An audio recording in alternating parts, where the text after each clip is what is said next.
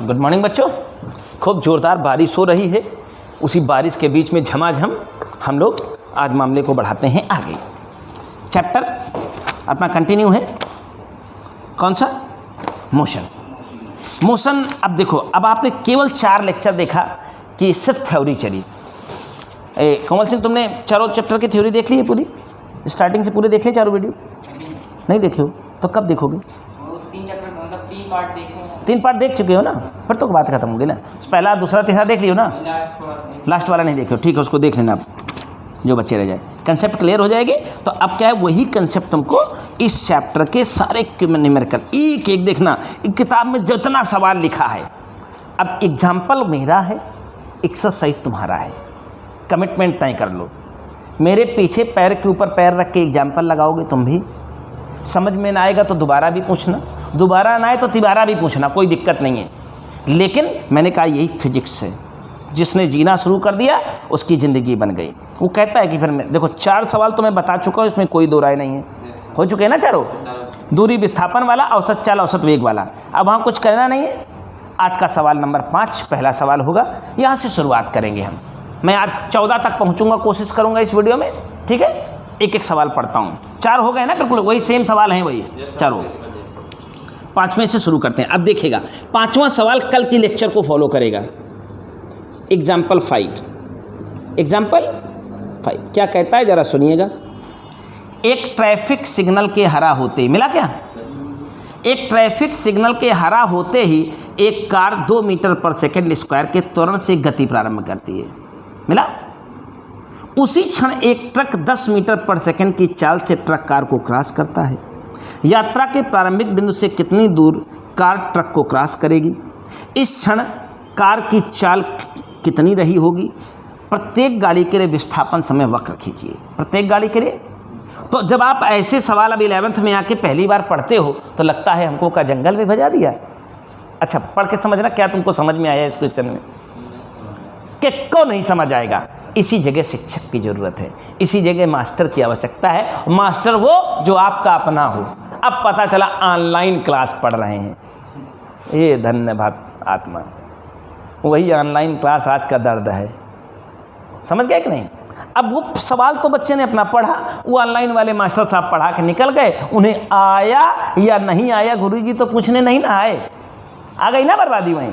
ये समस्या है। ऑनलाइन में और कोई दिक्कत नहीं है, पढ़ाते बहुत बढ़िया हैं, लेकिन सबसे बड़ी समस्या है तुम उनके सामने जब नहीं हो। अब तुम मेरे सामने बैठे हो, तो अभी क्या हो रहा है, हम तुम्हारी आंखों में देख के पता लगा सकते हैं कि जो मैंने पढ़ाया वो तुम्हें समझ में आया कि नहीं। तुम बोलो ना बोलो, नहीं समझे? तुम्हारी आंखें, तुम्हारे फेस का रिएक्शन बता देगा कि तुम्हें समझ में आया है कि नहीं। और ये एक शिक्षक के लिए बहुत महत्वपूर्ण है। बस ज़्यादा कुछ करना नहीं है, तुम्हारी आंखें, तुम्हारी शक्ल देख के बता दूंगा कि अभी मैंने इस क्वेश्चन में जो तुम्हें समझाया वो तुम्हें आया कि नहीं आया। जानते हो, चेहरे का भाव बदलने लगता है, आंखों का भाव बदलने लगता है। समझ में आता है तो, नहीं समझ में आता है तो। और जो शिक्षक को रीड करना आ गया वो शिक्षक बहुत आगे तक जाता है, और उसके बच्चे पढ़ाए वाले भी बहुत आगे तक जाते हैं। दोनों हो जाते हैं ना। एक इतिहास शिक्षक अकेले नहीं रचता है, एक इतिहास विद्यार्थी अकेले नहीं रचता है, रचता है दोनों मिलकर। तो शुरू करें। देखो, एक कार चली है और एक ट्रक चला है। मामला क्या था? ये मामला था ट्रैफिक सिग्नल पर रुकने का। कभी तुम सड़क पर चले होगे तो सिग्नल वाला मामला देखा ही होगा। ये एकदम प्रैक्टिकल सिचुएशन है, मैं समझाता हूँ इसको। हुआ क्या कि आप जब पहुँच रहे थे, दूर से आ रहे थे सिग्नल की तरफ, तो आपके पहुँचने के पहले सिग्नल रेड हो चुका था, तो आपको तो वहाँ रुकना ही था।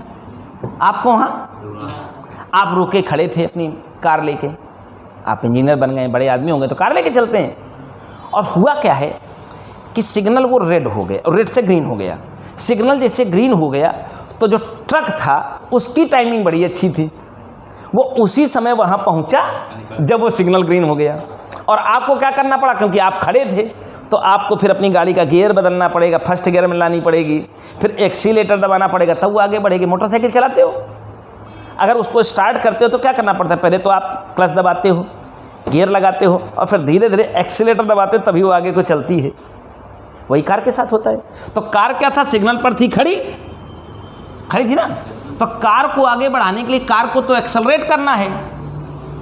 तो तुमको पता है पोजीशन टाइम ग्राफ में, पोजीशन टाइम ग्राफ में यूनिफॉर्म एक्सेलरेशन कल की चर्चा है ऐसी थी। ये तो कार चलेगी, बोलो चलेगी कि नहीं चलेगी? कार का मामला यही है कि नहीं है?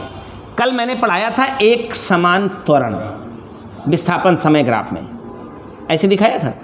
तो कार को तो एक समान त्वरण करना है, विस्थापन 0 है, टाइम 0 है, लेकिन ट्रक के साथ क्या है, वो ऐसे मोमेंट पर पहुंचा है उस सिग्नल पर, जब वो पाया है होंके अपनी स्पीड, उसी से वो होंके निकल गया। ऐसा अक्सर होता है कि नहीं?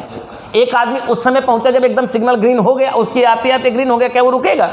वो उसी रफ्तार से निकल जाएगा। लेकिन कार तो खड़ी थी ना, तो कार को तो चलना था विराम से, लेकिन कार बिना एक्सेलरेट करे आगे को नहीं चलेगी। लेकिन ट्रक आया और ट्रक 10 मीटर पर सेकंड की चाल से स्ट्रेट चलता गया, तो ट्रक एक समान चाल से चलता रहा।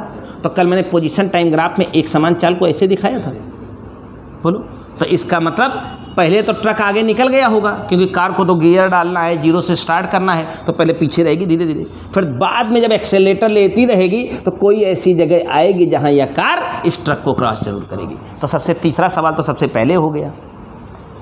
करें यात्रा का विस्थापन समय वक्र बनाइए दोनों गाड़ियों का। तो दोनों गाड़ियों के विस्थापन समय वक्र से कोई संबंध, दिक्कत तो नहीं है, अच्छी बात है, ग्राफ बन गया है। अब 2 प्रश्न और हैं इसमें।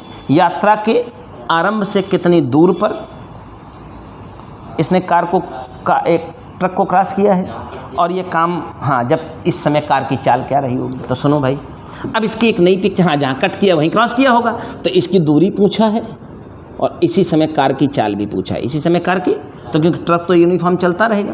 तो सुनो इधर, इस जगह तुम्हारा रेड सिग्नल था यहाँ, तो मान लो t सेकंड बाद, कितनी सेकंड बाद कार ने ट्रक को क्रॉस किया होगा, कार ने ट्रक को, तो उतनी देर में जो आपका ट्रक है वो कितना चल चुका होगा? 10t। अरे मालिक, ट्रक की रफ्तार 10 मीटर पर सेकंड थी, तो चली गई दूरी बराबर चाल गुणते, और आपकी कार क्योंकि अब वहाँ रुक गई थी तो विराम से चलना शुरू करेगी। कार के पास बिना एक्सीलेटर दिए करवा आगे बढ़वा ही नहीं करेगी, और जितनी देर तक ये यहाँ चलता रहा उतनी देर तक कार पीछा करती रहेगी, बोलो। तो कार द्वारा चली गई दूरी भी अगर यहाँ क्रॉस करना है तो ये दोनों दूरी, ट्रक द्वारा चली गई दूरी, कार के द्वारा चली गई दूरी, दोनों बराबर होनी नहीं तो पास कैसे होगी भाई? हैं? तो यस बराबर ut प्लस हाफ, गति का समीकरण जानते हो ना, ut plus half at square. Car का त्वरण बताया गया, टाइम सेम है, टाइम जितनी देर में ट्रक यहाँ से यहाँ जाएगा उतनी देर कार पीछे आती रहेगी। चलना तो साथ साथ शुरू किया है ना, बस अंतर क्या है, कार ने विराम से चला और ट्रक पहले रफ्तार पकड़ा था, उसी रफ्तार से पास हो गया। तो ये दोनों दूरियां बराबर करेंगे कि नहीं करेंगे? तो 10t बराबर t स्क्वायर, बोलो कितनी देर बाद क्रॉस करेगी? एक सवाल एक्स्ट्रा मिल गया मुझे, उसने समय नहीं पूछा था लेकिन मेरा समय मुझे मिल गया। कितनी देर बाद ये कार ट्रक को क्रॉस करेगी? 10 सेकंड। यानी टाइम को यहाँ हम फिक्स कर दें, इस टाइम के एक्सिस में 10, तो उस 10 सेकंड में ट्रक कितना चल चुका होगा? 100 मीटर। और यहाँ t को 10 रख दो, ये भी तो समझ आएगा। अरे दूरियाँ बराबर नहीं होगी तो क्रॉस कैसे होगा यार? तो कितनी दूर यह कार ट्रक को क्रॉस कर चुकी होगी? कितना आगे? 100 मीटर आगे। कितनी देर बाद क्रॉस कर चुकी होगी? अब उन 10 सेकंडों में कार ने कितनी रफ्तार पकड़ी? क्योंकि ट्रक तो 10 से चल ही रहा है, कार की रफ्तार हो चुकी होगी ना, v बराबर u प्लस at। कार विराम से चली थी, कार के पास त्वरण था, कार विराम से चली थी, कार के पास त्वरण था, समय, यानी क्रॉस करते समय कार की रफ्तार कितनी होगी? लेकिन ट्रक अभी भी कर चल रहा होगा 10 मीटर पर सेकंड से। हो गए सारे जवाब? तो फिजिक्स यही है दोस्त। मैंने क्या कहा, रियलिटी फील करोगे तो फिजिक्स पढ़ोगे, और वही गड़े मुर्दे उखाड़ोगे कि गुरुजी आए पहले बढ़िया लिखाए और तू कापी भर के घर जाए, उतना हाथ लगेगा, कंपटीशन ज़िंदगी में नहीं होगा। लेकिन ईमानदारी से बताने, सवाल समझ में आया कि हवा में चला गया? आया? बताओ कहाँ नहीं आया? यही 11th के बच्चों की इतनी समस्या है, और दुनिया में 11th के बच्चे इसी में फेल, इसी में पास है। चलो बताओ किस जगह से नहीं आया, कहाँ से नहीं आया? आगे समझा, फिर जब शुरुआत की तब नहीं समझा। अभी तो हमने कुछ किया नहीं, हमने तो कभी पीछे गए नहीं। मैंने क्या कहा, शुरुआत क्या हुई? जैसे ये बराबर 10t, ये तो समझ आया, वो भी ठीक में आया, फिर नीचे ये बराबर 0, ut plus half at square. क्यों? क्योंकि कार के पास त्वरण है तो गति का दूसरा समीकरण लगेगा, और ट्रक नॉन एक्सेलरेटेड मोशन चल रहा है, एक समान चाल से चल रहा है, तो ट्रक द्वारा चली गई दूरी बराबर सिंपली चाल गुणते समय। लेकिन कार द्वारा चली गई दूरी गति का दूसरा समीकरण फॉलो करेगी। क्यों? क्योंकि कार के पास त्वरण है, तो त्वरण वाला सूत्र लगाना पड़ेगा ना, और दूरी चाहिए तो तीसरा समीकरण लगा नहीं सकता मैं, तीसरा नहीं, क्योंकि अंतिम वेग नहीं पता है। तो दूसरा ये मुफीद था। कार द्वारा चली गई दूरी यस बराबर यू टी प्लस हाफ, तो कार द्वारा चली गई कुल दूरी कितनी निकली टी स्क्वायर, और ट्रक द्वारा चली गई दूरी कितनी निकली। अब तुमको पता है कि अगर इस कार ने ट्रक को क्रॉस किया है तो यह दूरी और यह दूरी बराबर होनी, उससे क्या पता चल गया, पूछा नहीं था टाइम, लेकिन मेरा टाइम निकल गया। कितनी देर में कार ट्रक को क्रॉस करेगी, 10 सेकंड में। तो उन 10 सेकंडों में चाहे आप कार द्वारा चली गई दूरी निकाल लो और चाहे ट्रक द्वारा चली गई दूरी निकालो, बराबर होगी। तो इस टी को चाहे इसमें रख दो और चाहे इसमें रख दो, वैल्यू तो 100 मीटर ही आई है ना। रखो टी को यहाँ, कितनी दूर चला, 100 मीटर। पूछा था कितने आगे ये कार ट्रक को क्रॉस करेगी, तो 100 मीटर आगे। उस समय कार की चाल क्या होगी, उस समय कार की, तो कार ने कहाँ से चलना शुरू किया, विराम से। कितना कार का त्वरण था, कितनी देर बाद कार ने ट्रक को क्रॉस किया है। बुधराज बोलिए, कुछ कहना है। ये किसकी चाल है आप बताइए। ट्रक तो ये एक समान चाल से चल रहा है, तो ये कार चाल किसकी आई, कार ने विराम से शुरू किया था। भाई ट्रक तो आया, सूंह से निकल गया, और कार वाले को स्टार्ट करा, गियर डाला, फिर धीरे धीरे उठाया, तभी तो हुआ ऐसा। तो जब कोई चीज़ विराम से चलना शुरू करती तो उसका प्रारंभिक चाल क्या होता है, विराम से कौन चलेगा, कार चलेगी या ट्रक चलेगा, कार चलेगी। तो कार ने विराम से चलना शुरू किया, कार के पास त्वरण था। वैसे भी त्वरण किसके पास था, कार के पास। ट्रक के पास तो कोई त्वरण था नहीं। क्यों नहीं था, क्योंकि ट्रक एक समान चाल से चल रहा था। तो जब मैंने गति का समीकरण लगाया है तो पहले ही पकड़ लेना कि त्वरण जिसके पास होगा उसी की चाल होगी। तो ये क्रॉस करते समय कार की कितनी चाल होगी, क्रॉस करते समय कार कितना आगे, मतलब ट्रक को कितना आगे जाके क्रॉस करी होगी, कितनी देर बाद क्रॉस करी होगी। हालांकि ये पूछा ही नहीं था, लेकिन इसके बिना सारा खेल बिगड़ जाता है। उम्मीद करता हूँ क्लियर होगा। अगले सवाल की ओर आया जाए। नहीं आए तो फिर दोबारा वीडियो वॉच कर लेना, नहीं आए तो फिर बता देना कि फिर बताऊँगा। हर क्लास का तुमको वीडियो बैकअप दूंगा, और थोड़ी देर में जब हमारे ढर्रे पर आ जाओगे तो ये सब कथा कर दूंगा बंद। इसके बाद झमाझम चलने देंगे। अभी समस्या जानते हो आकाश कितने दिन की, कल भी मैंने कहा था कि अभी तुमने प्रतिशत त्रुटि बीमा पढ़ी तो मज़ा आ गया, एक ही दिन में लगा डाला, लेकिन यहाँ हर सवाल अपने आप में बवाल होगा। अब इससे जब फिजिक्स का नाता जुड़ता है, अरे बाप रे बाप, फिजिक्सिया बहुत कठिन लागत है, हमका वही ना करे। वे गधा है वो मास्टर जो फिजिक्स में सिखा पाए, ऐसी की तैसी तुम्हारी, कैसे नहीं पढ़ोगे जरा देखना। अगला सवाल, 6वां सवाल लगा रहा हूँ कि ये क्लियर हो गया कि 5वां नहीं है ना। अब ठीक है ना, नहीं हो तो दोबारा बताना, फिर बताऊंगा। 4-4 6-6 बार बताऊंगा तुमको, लेकिन कोशिश करना वो बात साइंस की अपने दिमाग में चली जाए, क्योंकि 3 चैप्टर की अहमियत है ये। इसके आगे vector, Newton law of motion, जहाँ इससे तुम निकले तुम शेर की तरह दहाड़ोगे। और यहाँ 2 महीने लगाना पड़ेगा, मैं 2 महीने लगा के पढ़ाऊँगा। टाइम नहीं बाउंडेड है ना, आना बाउंडेड है। जो मैं सिखा रहा हूँ वो तुम्हें आना चाहिए बस। अच्छा चैप्टर वो ख़त्म करके हम काम उखाड़ेंगे, कुछ होगा क्या कि हमारा चैप्टर ख़त्म, आ बेटा तुम्हारा सिलेबस ख़त्म, तुम घरे जाओ, पैसा दे दिए हो। कभी अगर ये जब इरादा हो जाएगा ना तो उस दिन से पतन शुरू हो जाएगा, हमारा भी तुम्हारा भी। तुम्हारा तो पहले होगा। एक कार 72 किलोमीटर प्रति घंटा की चाल से चल रही। भैया आकाश, एक कार की चाल कितनी है, 72 किलोमीटर प्रति घंटा, मतलब ये प्रारंभिक चाल है। और विज्ञान कहती है जब किलोमीटर प्रति घंटा मिल जाए तो इसे मीटर पर सेकंड में बदलने, इतना तो पता ही होगा, 20 मीटर पर सेकंड, 5/18 करते हैं ना। बोला तभी 50 मीटर दूर इस वाहन चालक को एक गड्ढा दिखाई देता है।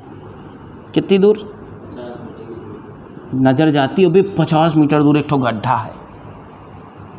तो क्या गाड़ी चलाते जाते आप गड्ढे में गिरना चाहेंगे, कोई नहीं गिरना चाहेगा, ब्रेक लगाएंगे। देखो आगे पढ़ो, सवाल में लिखा है अचानक 50 मीटर दूर सड़क के बीचों बीच गड्ढा दिखाई देता है। अब कोई गड्ढे में गिरना नहीं चाहेगा।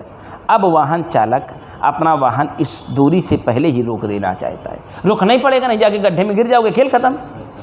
तो कहता है 30 में ब्रेक लगा करके 6 मीटर पर सेकंड स्क्वायर का मंदन, अब ब्रेक लगाने से मंदन पैदा होता है, ये एक ही वैल्यू है। तो बताओ, गणना कीजिए, वाहन रुकने से पूर्व कितनी दूरी और तय करेगा। वाहन रुकने से पूर्व रुकना है, यानी अंतिम वेग 0 होना है। अंतिम वेग यही तो अंतिम वेग। प्रारंभिक वेग कितना है मंदन, हमें पता लगाना है कितनी दूरी चला है। अब ये दूरी पता लगाएगी, अगर ये 50 से ज़्यादा आ गई तो गड्ढे में गिर के रहेगा। अगर ये मंदन, इसका ब्रेक द्वारा लगाया गया मंदन इस काबिल ना रहा, कमज़ोर ब्रेक हैं, जाके गढ़वा में घुस जाए सर्वर ना। और अगर ये ब्रेक ठीक ठाक थे तो ये दूरी अब यस निकालनी है। अब इस 50 से कोई लेना देना नहीं है मेरा, ये 50 केवल एक मानक डिस्टेंस हो गई कि यस की वैल्यू जो आएगी वही बताएगी गढ़वा में गिर जाएगा कि गढ़वा के पहले रुक जाएगा। तो कौन सा समीकरण लगेगा? तीसरा। देखिए हमने तो नहीं बताया कि तीसरा लगाना है, तुमने बताया तीसरा लगाना है। तो v square is equal to u square -2, minus लग गया ना। अब यहाँ माइनस अब दोबारा मत झोंक देना, वही माइनस है यहाँ 2as। अब s की वैल्यू कैलकुलेट करने गए तो 200/6 33.33। गढ़वा कितनी दूर था? 50 मीटर। रुक कहाँ गया? वो 2 नंबर बंद करो, नीचे का 2 नंबर। हाँ सुनो, गढ़वा कितनी दूर रहा? रुका कहाँ? 33.33 भे। गति के 3 समीकरण होते हैं, नहीं सुना है कभी? v बराबर, तभी कहा था गदाई कहीं के 3 वीडियो 4 भेजे कल से अब तक देख नहीं पाए हो। वही करें, एकदम सुअर ही हो पूरे, तो क्या करोगे? मतलब हमने ठेका उठाया है, परसों भेजा है, कल नहीं परसों के दिन रात को। अभी तक तुम 3 वीडियो नहीं देख पाए हो, 24 घंटा फ़ोन में ऑनलाइन रह लोगे। तीसरा समीकरण लगाने से पता चल गया। क्या गड्ढे में गिर जाएगी? नहीं गिरेगी, कदापि नहीं गिरेगी। क्यों नहीं गिरेगी? क्योंकि 33 मीटर पर रुक गई है भाई। अब कहीं अगर ये वैल्यू 50.1 आ जाती, 50 छोड़ो 50.1, तब गड्ढे में अगला वाला पहिया केवल गिरता, गड्ढे में नज़र आती गाड़ी। हो गया ना।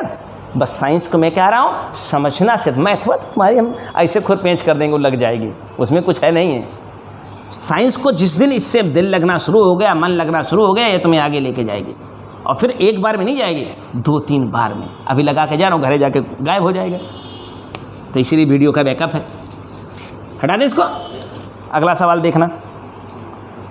एक कार जब 15 मीटर प्रति सेकंड की चाल से चलती है, कितनी चाल से? 15 मीटर पर सेकंड की चाल से, तो उसकी अवरोधन दूरी 18 मीटर। अवरोधन दूरी समझाता हूँ मैं। जैसे आप मोटरसाइकिल लेके जा रहे हैं, कार लेके जा रहे हैं, आपने अपनी कार में मारा ब्रेक, तो क्या वहीं रुक जाती है? और अगर वहीं रुक जाएगी तो आप उसमें बैठे नहीं मिलेंगे, सीधा फाड़ करके साउथ इंडियन हीरो की तरह आगे चले जाएंगे। मोटरसाइकिल अगर चलते चलते 100 रफ्तार है उसकी, वो वहीं गिर जाए, वहीं के वहीं दर पर रुक जाए आपके ब्रेक लगाने पर, तो इसकी गारंटी है आप मोटरसाइकिल से पलटी खा के उसी रफ्तार से आगे जाएंगे। लेकिन ऐसा होता है क्या हमेशा? वो तो यही है अवरोधन दूरी, यानी ब्रेक लगाते लगाते घिसटते घिसटते कितना चली जाती है ब्रेक लगाने से? 18 मीटर होता है ना। अगर बोलता है यही रफ्तार अगर उसी गाड़ी की, उसी कार की अगर 25 मीटर पर सेकंड होती, कितनी होती? तो बताइए अवरोधन दूरी कितनी होती? इसीलिए कहा जाता है बेटा तेज़ रफ्तार में गाड़ी ना चलाएं, नहीं सबसे खतरनाक होता है सुअर। जब रास्ते में आ जाता है तो अच्छे बन जाते हैं सुअर, बकरी, हाँ बकरी, कुत्ता अक्सर होता है ना। देखो आप 15 से जा रहे थे, आपको 18 मीटर दूर कुत्ता दिखाई दिया, तो आपने गाड़ी में ब्रेक लगाए और 18 मीटर दूर जाके आपकी गाड़ी रुक गई। लेकिन यही रफ्तार आपकी 15 की बजाय 25 होती, गड़िया वही होती, तो क्या आप वहाँ रुकते वही ब्रेक लगाने से? अगर आप गाड़ी से 40 से जा रहे हैं, आपको कुछ दिख गया रुकना है, कुत्ता पास कर रहा है, तो आपने ब्रेक लगाया, रोक लिया वहाँ तक। लेकिन वही 80 की रफ्तार होती और वहीं पर कुत्ता आ जाता, आप रोकने की कोशिश करते तो क्या होता? आप भी कुत्ता बन जाते, उसी के साथ मिल जाते, कुत्ते के साथ नहीं, गबड़ जाते कुत्ते के साथ। काहे? उसको रुकना था ही नहीं। तो पूछा है बताइए नई अवरोधन दूरी कितनी होगी? नई अवरोधन दूरी तो गति का समीकरण जिंदाबाद है। रोकनी है तो इस वाले केस में अंतिम v square is equal to u square 15 225। हाँ पढ़े लिखे हैं। ए मंदन पैदा करेगा, अब मुझे पता नहीं कितना है, लेकिन अवरोधन दूरी कितनी है? 18। v square is equal to u square -2as, यही है गति का तीसरा समीकरण। और जाके घर में तीनों वीडियो देखें, उनको पहले देख लेना जा करके। हाँ यहाँ भी तो रुकना ही है। अंतिम वेग कितना होना है? प्रारंभिक अब कितना है? 625। रुकना तो तब भी है, गड़िया वही है तो मंदनवा तो वही होगा ना, बैठिया तो वही होगी, गड़िया वही है। अब बोला नई दूरी बताओ, नई दूरी तो आप इस जीरो को हटा हटा के यहाँ इक्वल टू का साइन लगा सकते हो, पढ़े लिखे आदमी हो। दोनों का दे दे भाग, ए ख़त्म, 25 से काटे 9, 25 से काटे 25, बोला भैया 9 से काटब 2, 25 दूना 50। अब समझ तो गए ही होंगे। नई अवरोधन दूरी कितनी है? यानी सोचो पहले आप 15 की रफ्तार में थे तो आपकी गाड़ी 18 मीटर चल के रुक गई ब्रेक मारने पर, वही गाड़ी बस 15 से आपने 25 किया है, लेकिन आपकी दूरी कितनी हो गई है? मतलब इसीलिए कहा जाता है तेज रफ्तार में गाड़ी ना चलाएं, 40 इज़ द आइडियल स्पीड। लेकिन मानते कहाँ हैं? 5 मोटरसाइकिल सारे को हम देंगे 100। हाँ, उसकी औकात नापने लगेंगे कि कितनी जाती है, और औकात नापते नापते पता लगा पड़ी औकात नापने वाली है।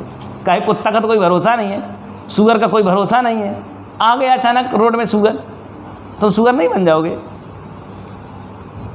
इसी का नाम विज्ञान है भैया। बुद्धराज, गति का समीकरण तो जान ले मालिक पहले, अब पता चला हम गति के समीकरण लिख देंगे। हाँ तो चैप्टर शुरू से तुमको भेजा है ना हमने, तो फ़ोन ले लो ना पहले जाके। पहले 2 मिनट के लिए फ़ोन नहीं ले सकते हो क्या? 1 घंटा 2 घंटा के लिए? 24 घंटा घर में आदमी है, 1 घंटा के लिए तुमको भेज रखा है वही काम मैंने।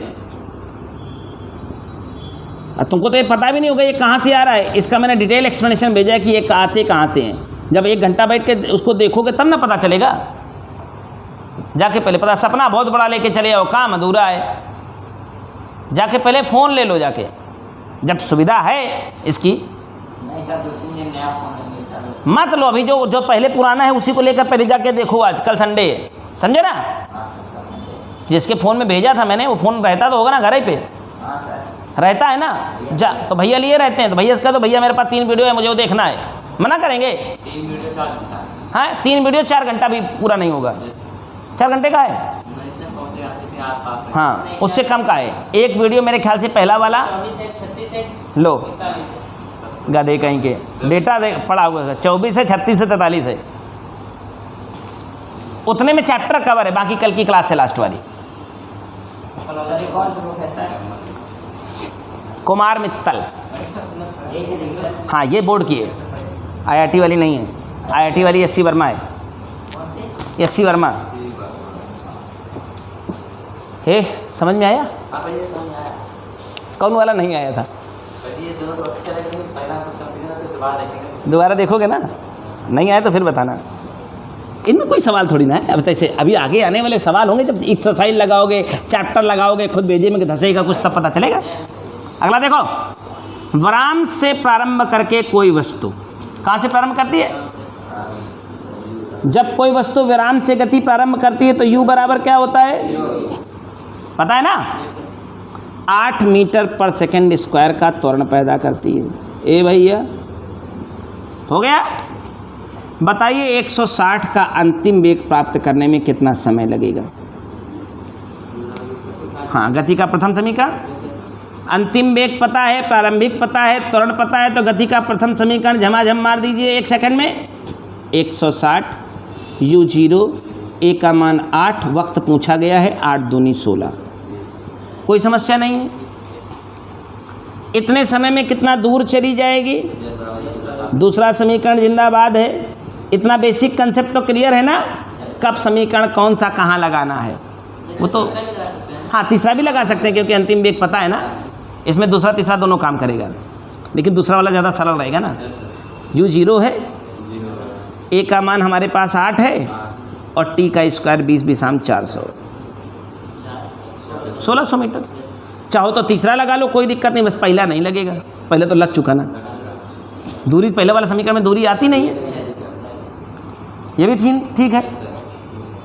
एक मैंने चौथा समीकरण भी उस दिन बताया था क्या? 3वें सेकंड में चली गई दूरी। एक 3 समीकरण तो थे ही, एक चौथा भी था ना, 3वें सेकंड में चली गई दूरी, बताया मैंने उसको डिटेल में, मैंने उसका वीडियो भेजा है तुम्हें। हाँ टीवें सेकंड में यानी 12वें सेकंड, 15वें सेकंड, चौथे सेकंड, 5वें सेकंड, जौनवें सेकंड हो u plus half a 2t minus 1। Formula झोंक दो, चौथा समीकरण लग जाएगा। सवाल पढ़ता हूँ। ये plus half you plus u, हाँ, u plus half a 2t minus 1।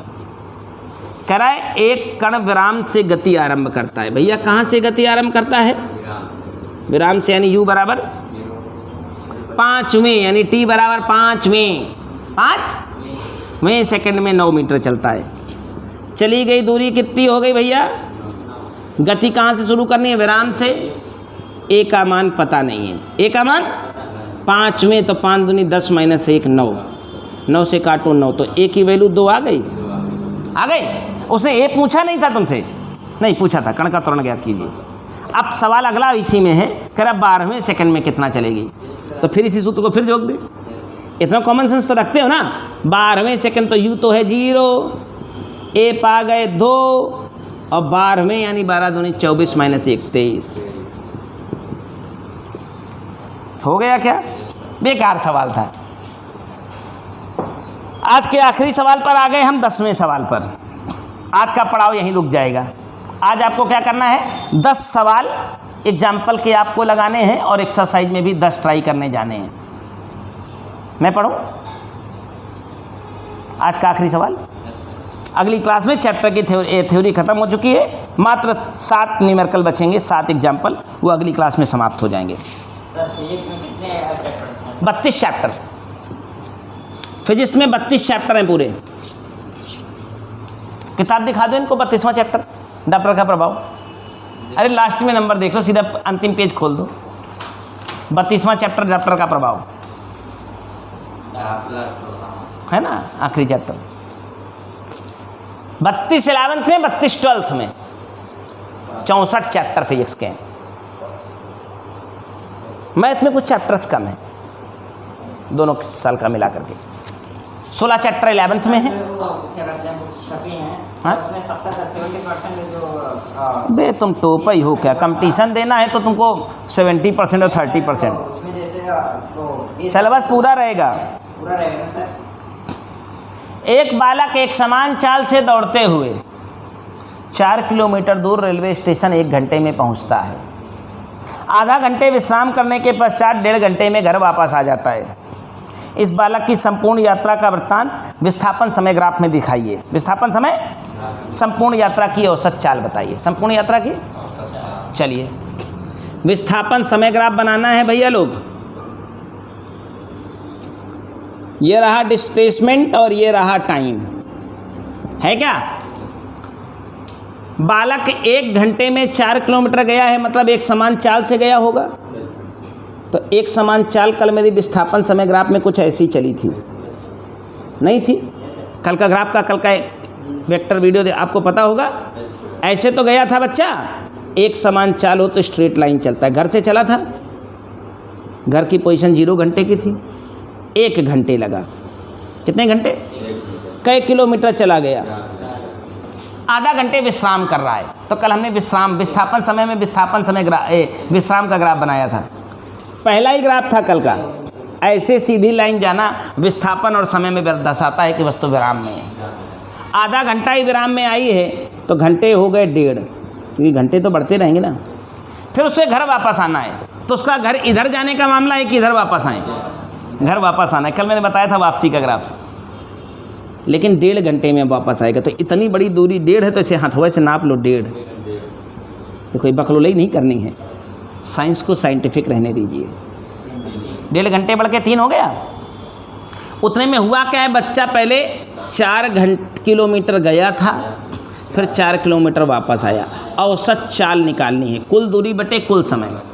कुल दूरी बटे 4 गया 4 आया, यानी कुल 8 किलोमीटर। और कुल घंटा कितना लग गया? 2.67 किलोमीटर पर आवर। हो गया क्या?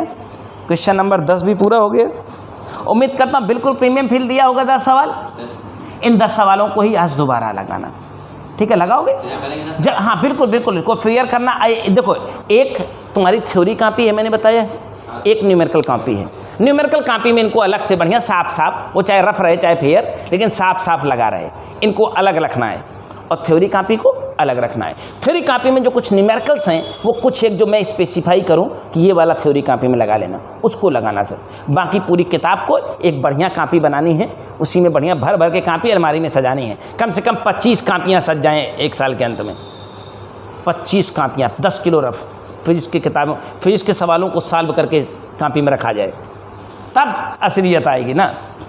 मतलब 5वां 6वां दिन बीते एक कॉपी 100 पेज वाली फिजिक्स मैथ के क्वेश्चन से भरी मिले, तब कहा जाएगा यू आर ओरिजिनल कंपटीटर। और बाकी बोर्ड ही पढ़ना है, राधे श्याम सीताराम गाना है, गाओ, कोई दिक्कत नहीं है। इतना भी इतना गवा दूंगा कि पीछे मुड़ोगे नहीं। बोर्ड पढ़ना है तो भी पीछे नहीं मुड़ोगे, मैं फिर कह रहा हूँ। मेरी बोर्ड की क्लास भी उस स्टैंडर्ड की होती है कि बच्चे को आगे बढ़ाती है, पीछे नहीं ले जाती है।